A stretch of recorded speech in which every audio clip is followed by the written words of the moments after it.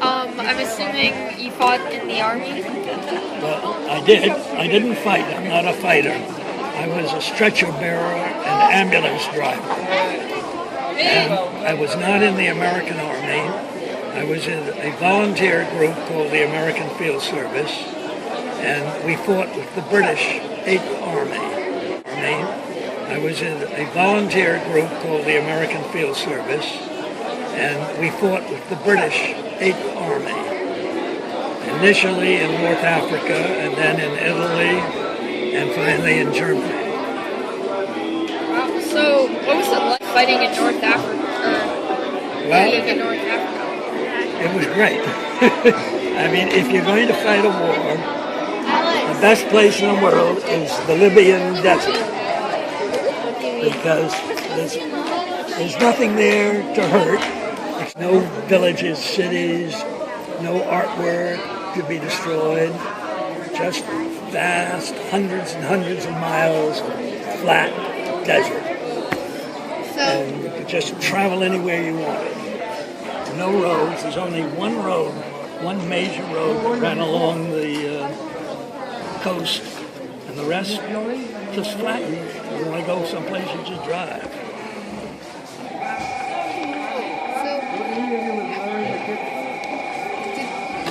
So you volunteered, right? I did. I brought a map just to orient you a little bit. This is Libya. That's where most of the 8th Army fought, all the way across this yellow. And up here, this orange bit is Tunis, is Tunisia.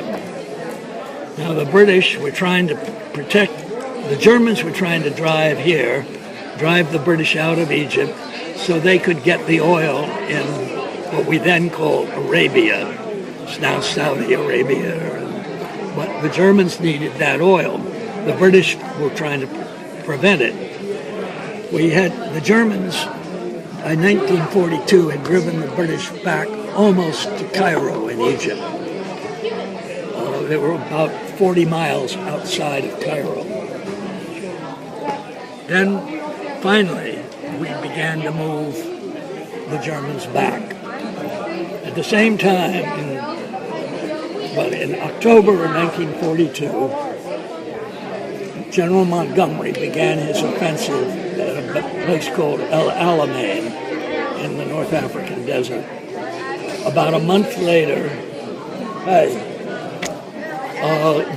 the American Army, with some British support, landed here in Morocco.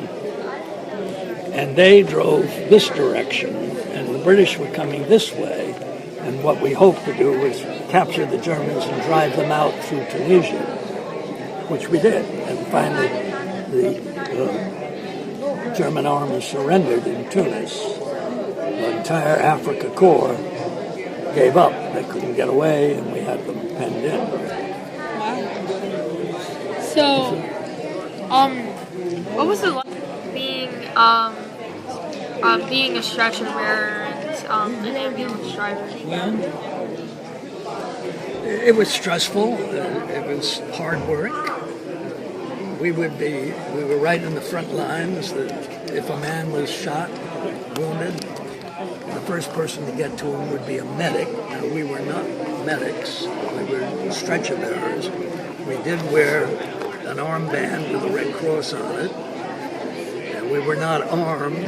We didn't carry guns or anything. But we would go out with the medic. We'd bring our ambulance as close up as we could get it, and then we would carry a stretcher. There were always two of us in each ambulance, and we would carry a stretcher, or maybe two stretchers, depending. And the medic would do the first, give morphine shots to the person, put a bandage on or a tourniquet on, and then we'd get him on a stretcher and load him in the ambulance. And we'd drive him back to an aid post, something called an RAP, a regimental aid post. And there would be a doctor there. Yes, I wore that armband. I had to carry this identity card with me all the time. It's a picture of what I looked like in those days. So,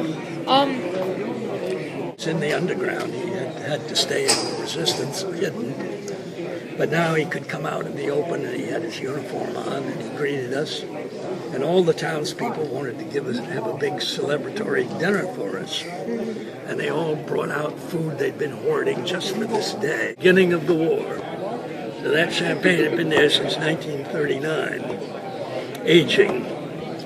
And we just drank it till we couldn't stand up. We were so drunk. And at midnight, well, all hell let loose. Everybody, every cartridge, every gun was fired, every rocket was fired straight up in the air. And it was just fantastic, VE night at midnight. And when we realized, of course, we were AWOL, so we figured we've got to get back to Hamburg before dawn, see if we can sneak in. And then now we knew we didn't have enough gas to make the round trip. And there were no gas pumps, of course. So the Danes said, don't worry. They went out in the garden, and next thing we know, they're digging and digging, and they had secreted tins of gas buried. And they pulled that up, and they filled our car up. And so they said bye-bye, and we drove back, and again we went through this town called Flensburg. And I mentioned that town so much. We knew very little. We had radio, of course, and we'd get what we could from the radio. And then the 8th Army published a newspaper during the war. I don't know how they published it, but once I think it came out weekly. Maybe this is one. Yeah. It was called The Crusader, and this would give you news of the battle and what was going on. Now, this particular issue, that's my birthday. I was 20 years old when I got this newspaper on that day.